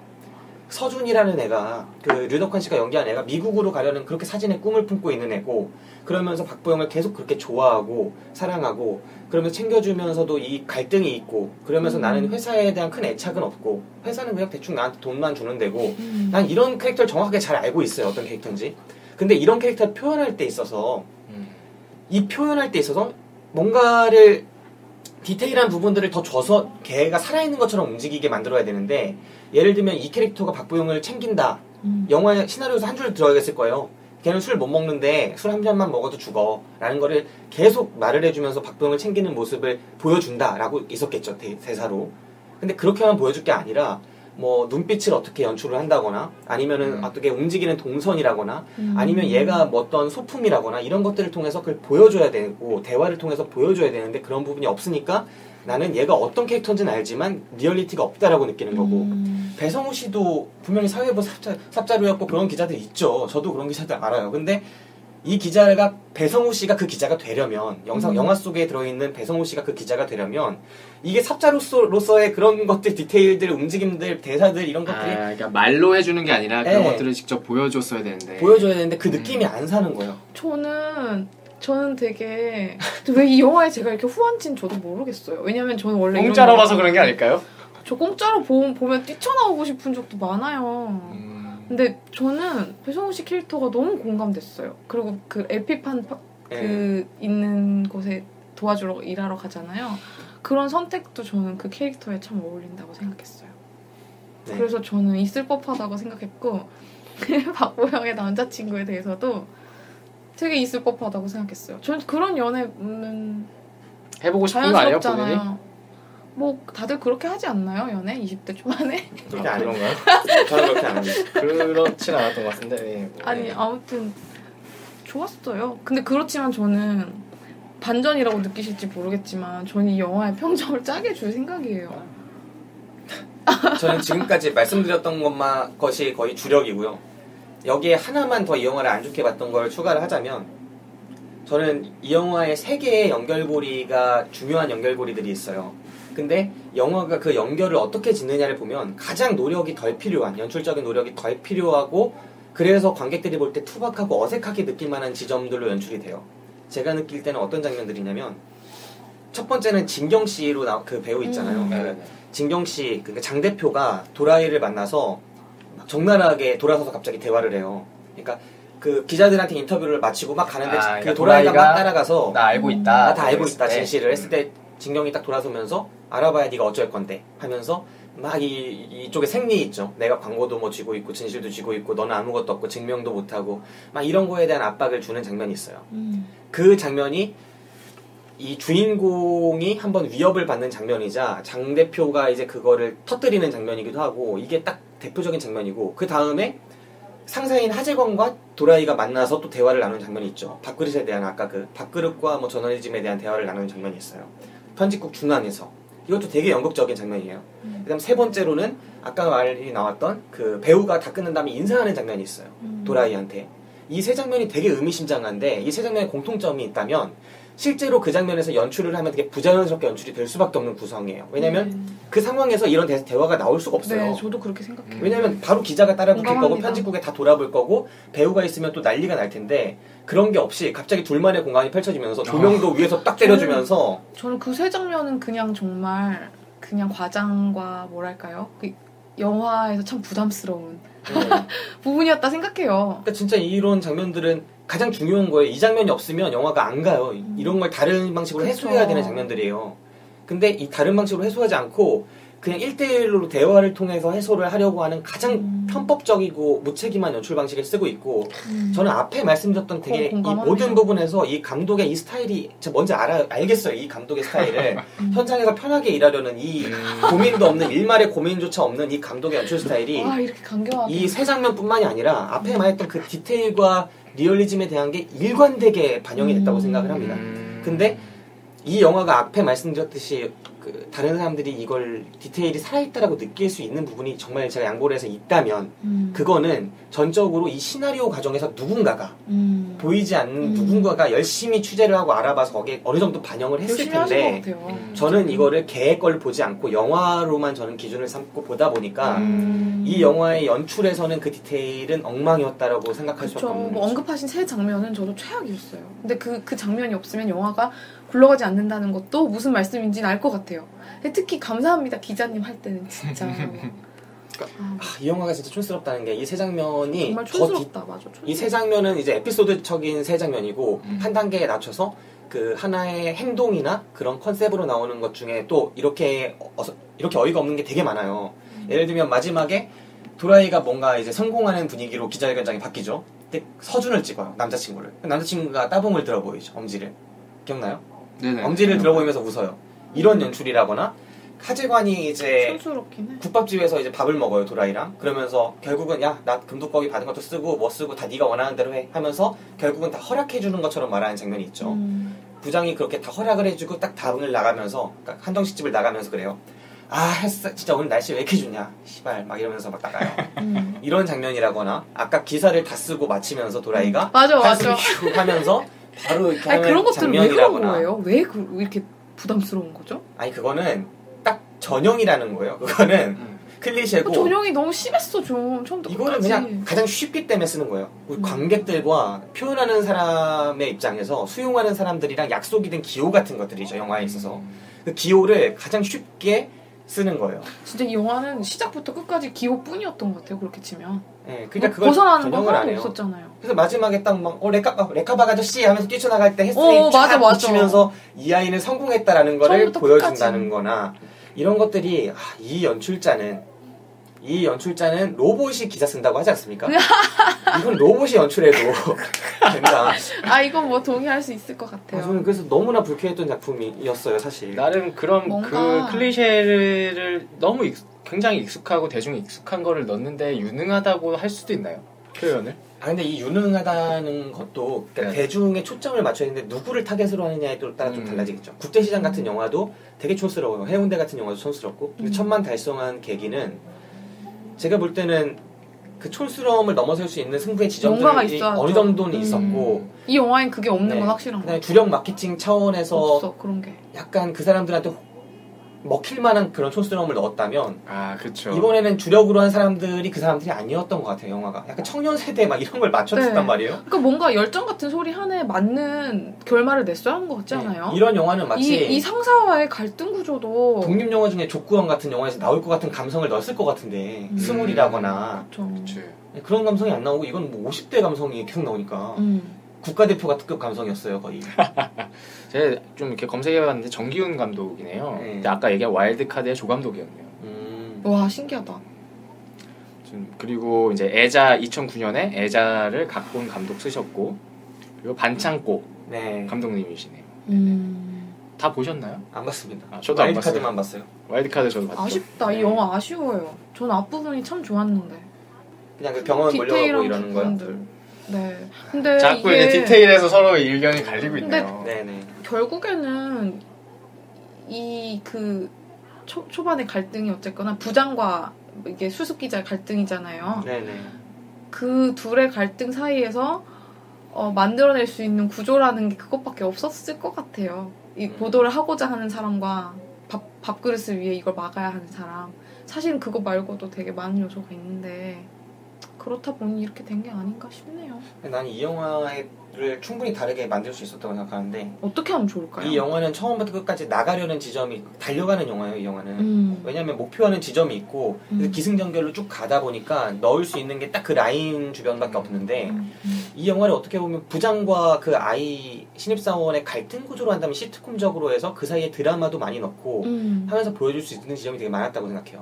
예를 들어 뭐 장그래와 오과장의 그런 케미처럼 그죠. 그러니까 이 부장도 이해가 되게 만들 수 있어요. 아내랑 맞아. 아들들이 떠나가 있는 게 대사로만 처리될 게 아니라 그렇게 가 있는 사람이 여기서 열심히 또 일을 하면서 밥그릇을 그렇게 지키려는 그 사람의 드라마를 펼쳐줄 수 있는데 영화 속에서 하재관의 드라마 안 나와요. 없죠. 하재관의 드라마는 없고 하재관은 그냥 굉장히 캐릭터예요. 표면적인 캐릭터로 나오죠. 그럼 박보영의 드라마가 그렇다면 나오느냐? 박보영 엄마 한 장면 나와요. 박보영 남자친구? 소모돼요. 그럼 박보영이 드라마가 나올 구석이 없는 거죠. 이 영화는 철저하게 캐릭터와 캐릭터가 어떤 목적지를 향해서 달려가는 영화고 그렇기 때문에 이게 캐릭터라기보다는 목적지의 의미가 있다는 거예요. 목적지가 그러면 이 영화가 싸우는 지점이 더 중요하다는 거예요. 캐릭터보다.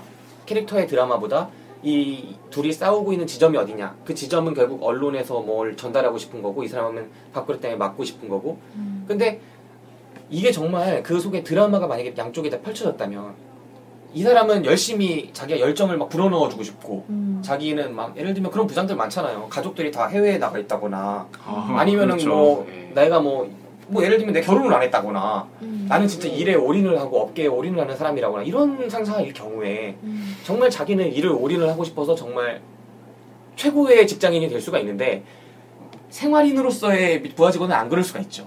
나는 이것도 하고 싶고 저것도 하고 싶고 결혼도 해야 되고 연애도 해야 되고 투잡도 뛸 수 있고 맞아.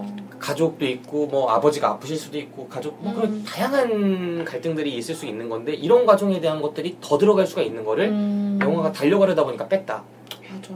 그럼 나는 내가 보고 싶었던 건 이 영화 마케팅을 생각해보면 나는 앞부분인데 달려가는 게 아니라 드라마인데 이런 건데 이런 건 안 나왔다. 5분의 1밖에 안 나왔다. 그쵸. 그 정말 아쉬운 부분이에요. 그리고 어쨌거나 도라이가 책을 내잖아요. 책을 그쵸. 내면서 끝나잖아요. 네네. 근데 이 영화를 쭉 보고 나서 도라이를 지켜보면은 예쁘고 통통 튀고 귀엽고 다 좋은데 계속 기자로 잘 살아갈까 생각하면은 왠지 아닐 것 같지 않아요? 별로 그럴 것 같다는 생각이 들지 않지 않아요? 아니 나는 괜찮다고 생각해요. 나는 이 정도의 기자면 기자라고 생각해요. 그러니까 그 기자라고 생각하는 게 정말 거창한 게 아니라 다른 많은 직업인들도 그만큼은 가져야 된다고 생각하지만 이 기자는 자기가 속한 자기가 취재하는 영역에서의 최소한의 그거는 지킬 수 있는 사람이라고 생각해요. 그리고 자격 조건은 된다. 이 사건을 통해서 이 사람은 배웠다고 생각을 하고 한 단계 나아갔다고 생각하고 이런 사람이라면 앞으로 또 어떤 사건이 왔을 때 어떻게 보도하겠다라는 신뢰는 나는 생겨요. 맞아. 이런 저도 캐릭터라면. 그런 게 없다는 건 아닌데 네. 그냥 아니에요. 직업인들 되게 많잖아요. 아까 말했듯이 그냥 많죠. 민주시민으로서 그냥 우리 사회에서 가져야 할 정의감이 있을 수 있고 또 특수직종에 속한 예를 들면 공무원 아니면 변호사 뭐 대통령, 판사, 검사, 대통령, 뭐 국회의원, 구의원, 뭐 기자 수많은 직종에서 조금 더 추가해서 갖게 되는 어떤 그런 자격 같은 것들이 있잖아요. 역할 같은 게 의무 이런 것들을 생각해 보면 도라이 정도면 난 이만큼만 되면 우리 사회가 좋아지겠다. 네. 하재관이 두꺼비를 돌려주는 정도의 정의감이 있잖아요. 그쵸. 금두꺼비를. 네. 도라이는 금두꺼비 뿐이겠습니까? 도라이라면. 그리고 거기에 좀 더 나아가면 영화 속에 등장하는 주진우 같은 저는 사람 되는 모르겠어요. 거고. 주진우 저는 한번 그렇게 생각이 언급됐네. 들지 않아요. 저는 도라이가 잘 크면 네. 그냥 무서운 깍쟁이 상사가 될 것 같아요. 그냥 왜요? 정의감 있는 기자라기보다는 왜 그렇게 생각해요? 모르겠어요. 근데 그냥 그 정의감 여기서 있는 기자가 나는 왜 거슬리지 이 말이? 지금 얘기하신 게 정의감이 기자는 제 원래 생각에, 정의감이 있어야 돼요. 응당 그래야 된다. 응당. 근데 저는 응당 그렇지 않은 게 현실이라고 생각하기 때문에 저도 기자라는 말 속에 정의감이 포함되어 있다고는 절대 봐서는 안 될 것 같아요. 왜냐면 그럼 저는 어디 나가서 만약에 어떤 사람이 저는 기자입니다 했을 때 그 사람 정의감이 있는 사람이에요? 아니잖아요. 단지 그때 기자라는 말은 그냥 직업적으로 나는 거기 종사하고 있는 사람이다잖아요. 아니에요. 나는 그게 지금 들어서 막 깨지고 있는데 나는 그래도 그렇게 생각해요. 기자라는 말을 딱 들었을 때 이 사람은 기본적으로 그럼 어떡해요? 기자라는 이름을 가지고 기레기로 일하는 수많은 사람은 어떻게 하실 거예요? 그러니까 그 저희가 사람들이 믿는 거예요? 잘못돼야 그 되는 사람들도? 거죠. 아니죠.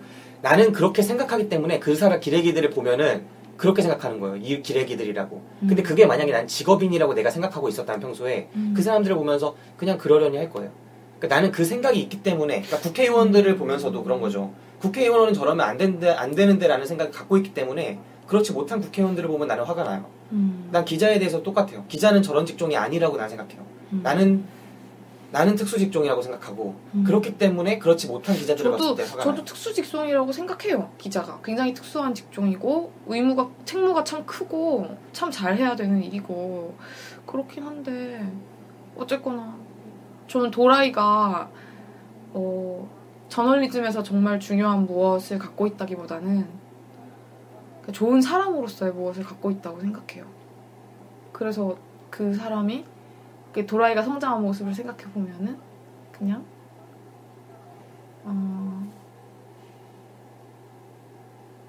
좋은 기자라기보다는 이것도 반대네. 좋은 사람일 것 같아요. 그러니까 나는 연예부 기자와 각 부서에마다 또 특성이 있는데 연예부 기자로서 가져야 할 덕목들이 있을 거 아니에요. 그러니까 정의로운 기자가 아니라 그쵸. 기자, 그냥 그 기자로서 연예부 기자로서 이 사람이 프로답게 일을 하고 프로답게 일을 하면서 자기 속에 있는 그 정도의 정의감만 지켜주면은 나는 그게 좋은 기자라고 생각해요. 충분히 많은 정보를 주고 충분히 깊이 있는 것들을 전달해주고 그 속에서 그렇게 타협하지 않고 현실과 그렇게 막 나쁜 현실과 타협하지 않고 하는 그 정도의 가치는 있다고 생각하는데 왜 나쁘게 보는지 모르겠어요. 저 나쁘다는 건 아닌데 그냥 느낌을 얘기한 거예요. 왜 굳이 기자여야 했을까? 이 지금 뭐 재미 있죠? 근데 수습 기자 생활 되게 공감 가지 않아요? 그러니까 이게 왜 저는 기자를 내세운 이유가 그 수습 기자라는 독특한 그 교육 시스템 때문에 좀 더 그 신입사원과 상사의 대비가 더 크기 때문에 기자를 내세운 게 아닐까. 정확히 맞는 것 같아요. 예고편을 생각해보니까 맞는 것 같아요. 네. 포스터도 뭐 수습은 뭐 맞아, 퇴근도 맞아. 없고 뭐도 없다 이렇게 주말도 딱 없다. 박혀있는데 그래서 뭐 수습 때문에 그런 게 아닐까. 네, 그렇습니다. 지금 여러분께서는 김기사, 박기사가 진행하는 무비시네 영화방을 듣고 계십니다. 우리들의 팟캐스트 방송국 DPS. 자, 영화에 대한 이야기 어느 정도 나눠봤고 이제 추천 비추천 시간으로 가보면 좋을 것 같네요. 이 영화에 대한 총평과 함께 이 영화를 추천할지 비추할지 아니면 보말을 줄지 한 번씩 선택을 하는 시간을 가져봤으면 좋겠습니다. 안 기사님부터. 추천하고 보말을 같이 하는 거였나요? 보말을 같이 하다니. 추천, 비추천, 보말 보말이 중에 있죠. 하나 선택하는 거죠. 그쵸. 지금 정신이 없네. 저는 뭐 보말 하겠습니다.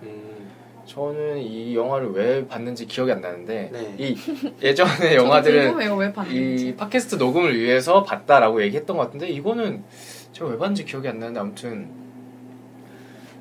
뭐 이쪽 업계가 어떻게 돌아가는지 이게 언론사가 어떻게 먹고 사는지 좀 상징적으로 보고 싶다 뭐 이런 분들은 보도 좋을 것 같은데 굳이 뭔가 영화가 그렇게 재밌진 않아요.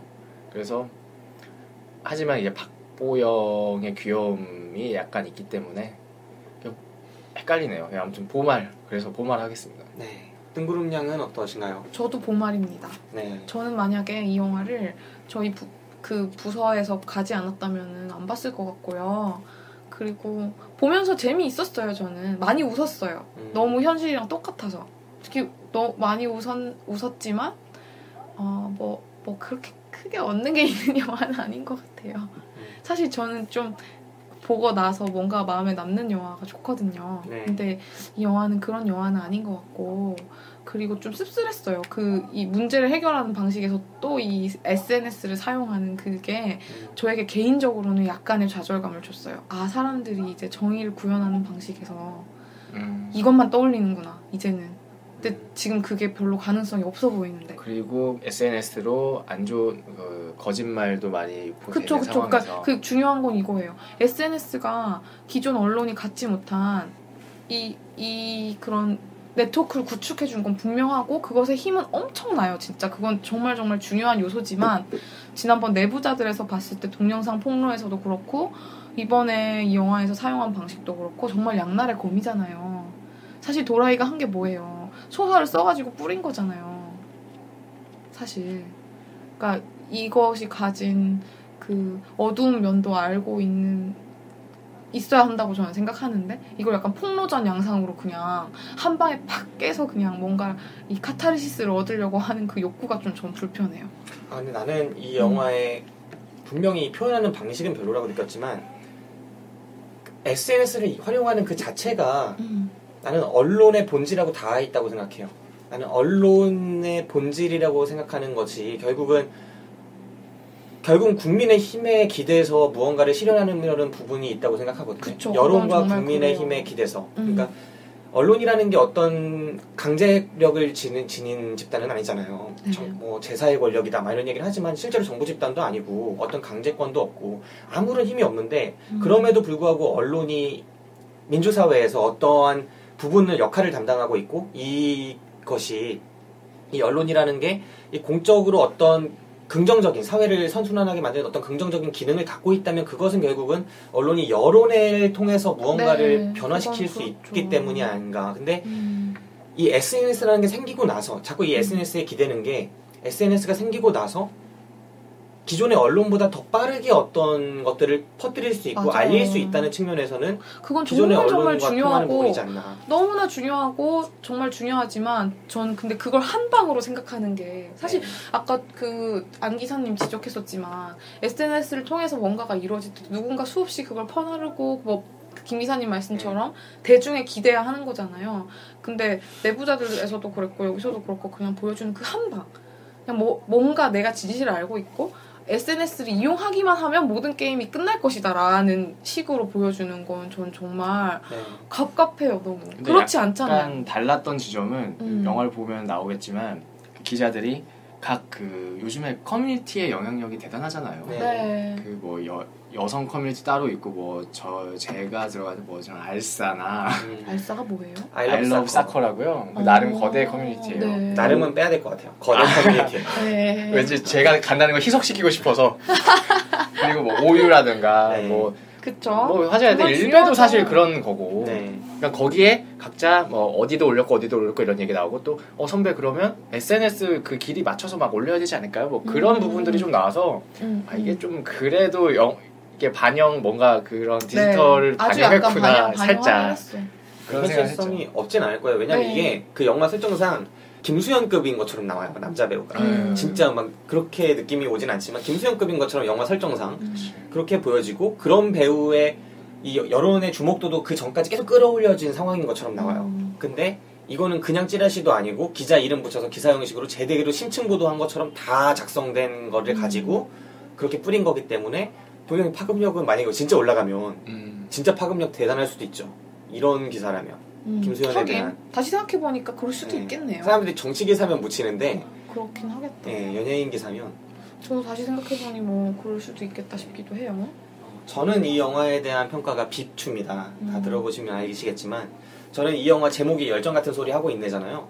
최소한의 열정을 가지고 만들었으면 좋겠어요. 저는 이 영화에 처음부터 끝까지 단 하나도 만족한 부분이 없었고요. 심지어 박보영 귀엽다고 하는데 내가 볼 땐 박보영도 이제 나이가 들었다. 이 영화를 나이가 들었어. 내가 생각하는 박보영 예전의 이미지면 이런 영화도 구제를 어느 정도 해줘야 되거든요. 통통 튀면서. 근데 이제는 좀 워낙 동안이라 못 느끼진 하지만 혼자서는 좀 힘들겠구나. 몇 년생이죠? 모르겠어. 또래 비슷하닐 거예요, 우리랑. 우리 나이가 나오잖아요, 그러면. 좀 더 어리지 않아요? 좀 더 어릴래나? 아무튼 박보영 씨도 이제 좀 나이가 들었구나. 90년생이네요. 90년생이야? 네. 그러면 나이가 안 들었네. 어리네. 아니 90년생에게 무슨 말을 하신 겁니까? 네, 뭐 90년생이네. 뭐 아무튼 이 박보영 씨의 매력이 좀 예전 같지 않다라는 것도 조금 느껴졌고요. 캐릭터가 참 평범했어요, 네, 그쵸? 캐릭터들이 막 정이 가는 정말 캐릭터들이 평범한 모두 한 사람 한 사람이 다 평범한 사람이었고 제 생각엔 이름에 너무 기댄 게 아닌가. 도라이? 실제로 아까 김 기사가 얘기했던 거죠. 또라이적 면모가 그렇게 전혀 사실 크진 없어요, 않아요. 전혀. 그죠? 완전 진짜 진상 같은 거 계속 했어야죠. 음. 막 그런 모습도 보여주지 않고 막 좌충우돌도 없고 그러다 보니까 네, 이게 뉴스를 검색하니까 이제 IPTV와 온라인 모바일 등 서비스를 시작했다고 이 영화가 네. 몇만이나 들었을까요? 글쎄요. 저는 이 영화 그래서 비추고요. 열정이 하나도 없었고 감독님이 좀 반성하셔야 되지 않나. 근데 이 정도는 사실 반성만 가지고도 힘든 능력이 보여지는 영화지 않았나 하는 생각이 들었습니다. 자, 그럼 이 영화 이제 두 분은 보말, 저는 비추졌고요. 오늘 방송 마지막으로 못한 말 한마디씩 하고 끝내도록 하겠습니다. 일단 이 두 분이 되게 저희 무비시네 영화방에 되게 가치 있는 분들이세요. 일단 안화백님은 이제 곧 연재를 시작하실 그런 분이고요. 뜬구름냥님도 저희 이제 음원을 제작해 주시지 않습니까, 나중에? 네, 곧 제작할 예정입니다. 네, 그래서 이 분들이 저희 DPS 무비시네 영화방에 큰 변화를 주시지 않을까 기대하고 있습니다. 관련해서 한 말씀씩 해주시죠. 음원과 그 다음 그림에 대해서. 네, 뭐라고 하죠? 어떤 방향으로 만들겠다거나. 아니 어떤 그 악기를 사용한다거나 아니면 구체적인 계획은 네네네. 결정되는 대로 알려드리도록 하겠습니다. 아니 지금 외주를 준 지가 한 달이 넘었는데 지금 약간- 아무것도 없어요? 약간 진경 씨 약간 따라한 것 같은데. 구체적인 계획은 기자회견을 통해 밝히도록 하겠습니다. 그럼 안화백은 어떤가요? 저는 일단 다음 주는 그때 네. 이제 김 기사께서 보셨던 그림을 가지고 한번 이제 테스트를 해보고 네. 이게 이제 어떤 반응인지. 그리고 맞추면 뭐 주시나요? 드릴 게 있습니까 저희가? 그냥 뭐 기프티콘 이런 이름 불러드리고 이름 불러드리고. 찬양해드리고 그런 시간을 한번 가져보도록 대단한 이걸 보고 맞췄단 말이야? 네, 이거 대단하다. 칭찬해드리고. 원따봉 드리고. 네, 그런 시간을 가져보도록 하겠습니다. 네, 알겠습니다. 사실 나중에 이제 막 저희 소모임 같은 데 나오시면 제가 책 드릴 수 있어요. 집에 책이 좀 많이 쌓였습니다. 출판사가 너무 많이 보내. 너무 쌓여있습니다. 아니 김 기사님은 제가 책 빌려달라고 하면 절대 안 빌려줘요. 아, 저희 집에 있는 책 리스트도 모르잖아요. 절대 안 빌려줘. 들고 다니는 책 내가 보여달라고 해도 안 보여줘. 오늘 헌책방에 좀 팔고 왔어요. 여기 또 들어있어요. 또 더 팔 거. 아, 그 제가 또 검색하다 보니까 이게 책이 있네요. 네. 2010년도에 나온 거네. 이 열정 같은 소리 하고 있나요? 예예예. 이라이라는 주인공으로 나오고요. 그리고 현직 연예부 기자인 자신의 경험을 바탕으로 사회 초년생 시절에 고생했던 실제 사연들에서 모티브를 얻었다고 한다. 이유가 라고 있어. 하네요. 이거 다 어처구니가 없구만. 본인이 쓴 거야, 본인. 그러면 이제 김 기사가 그 집중하지 않았던 시나리오를 도대체 누가 썼냐? 요 네. 부분이 지금 해결됐네요. 그럼 저는 감독의 전적인 문제다. 이렇게 하나에 돌리겠습니다. 네. 자, 그럼 여기서 방송 마치도록 하겠습니다. 지금까지 들어주신 여러분들 감사하고요. 저는 김기사. 안 기사, 안아백. 뜬구름 양이었습니다. 감사합니다. 감사합니다.